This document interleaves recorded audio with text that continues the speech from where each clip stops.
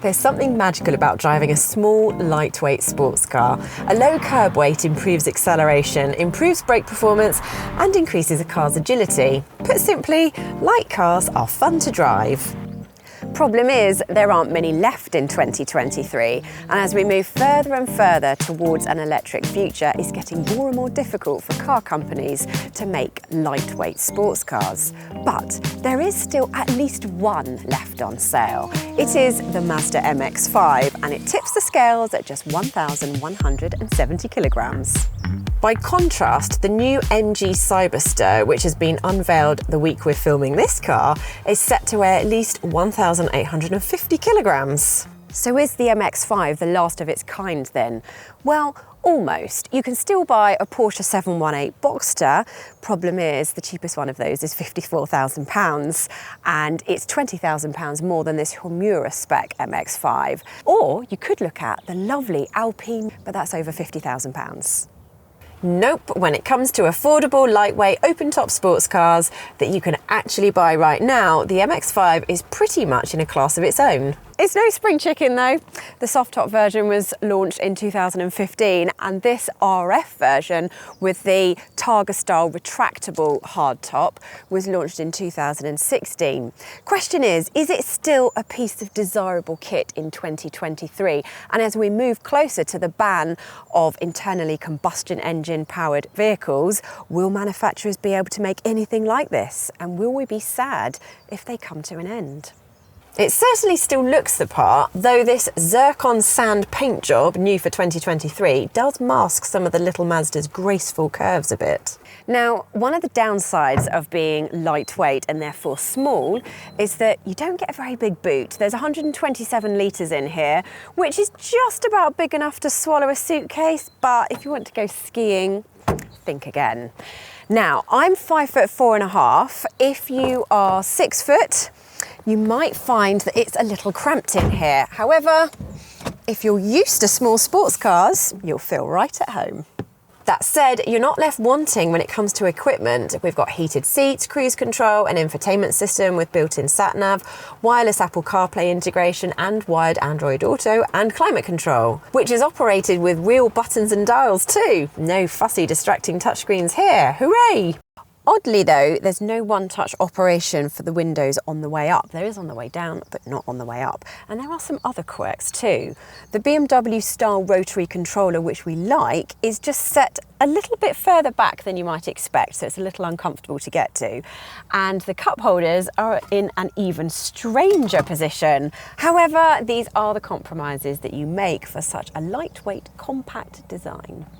And of course, there's this button, which in just 13 seconds turns your Mazda from an open-top roadster into a slinky coupe. Quite the party trick, and one you can do at speeds of up to 6 miles per hour. And despite the compromised space, overall the quality is very good. This definitely feels like a special product.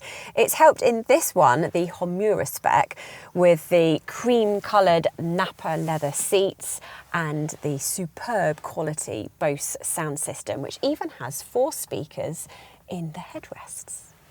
With the Homura model, you also get rear parking sensors, a reversing camera, lane departure warning, and a limited slip differential, which helps improve grip and traction out of corners. Talking of which, this is a sports car, so it's about time we did some driving.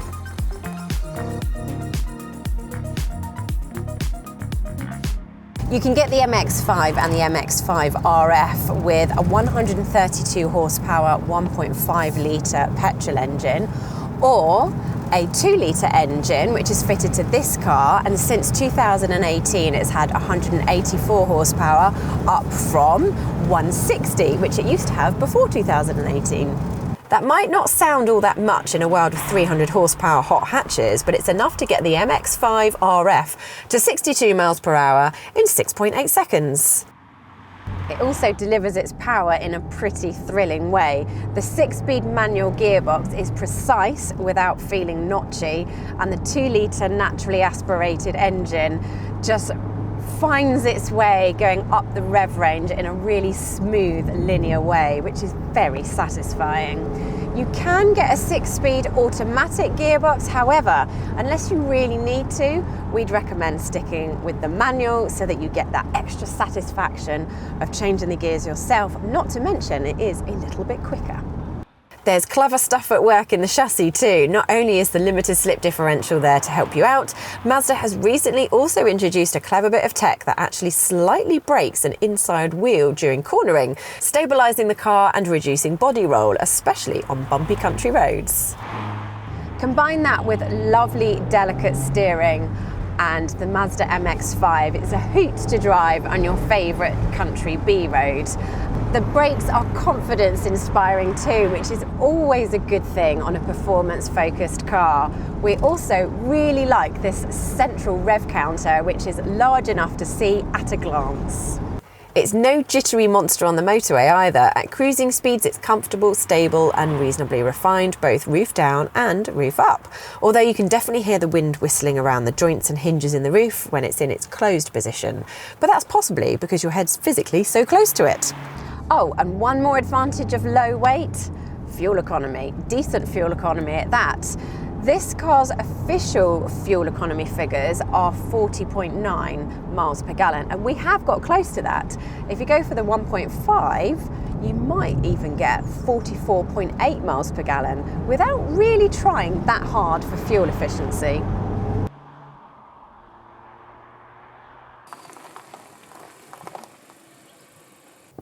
And as for the question we asked earlier, I think we can emphatically say yes, the MX-5 is still a brilliant little car. It hides its age beautifully, it still looks good, drives brilliantly, and it packs a performance punch that puts a smile on your face.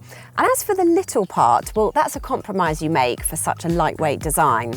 And whether that's a compromise too much possibly depends on how tall you are. What do you think? Is lighter and smaller better? Will you be sorry when the MX-5 as we know it is gone, as it surely will be one day? Let us know in the comments below, and if you're considering buying a Mazda MX-5 or indeed any car, head to cargurus.co.uk to find loads of great cars for sale from top-rated dealers, and with our super clever pricing technology, we'll even tell you whether it's a good deal or not.